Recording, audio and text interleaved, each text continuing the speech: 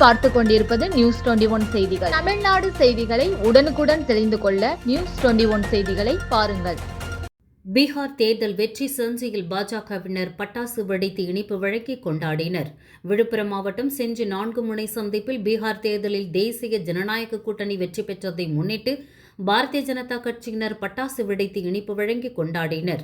இதில் செஞ்சி கிழக்கு ஒன்றிய தலைவர் தாராசிங் என்கின்ற சிவக்குமார் தலைமை தாங்கினார்.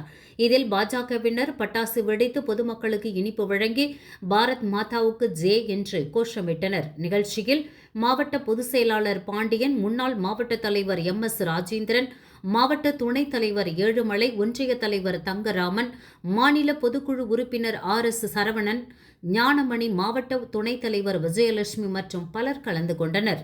நியூஸ் 21 செய்திகளுக்காக செய்தியாளர் அருண் பிரகாஷ்.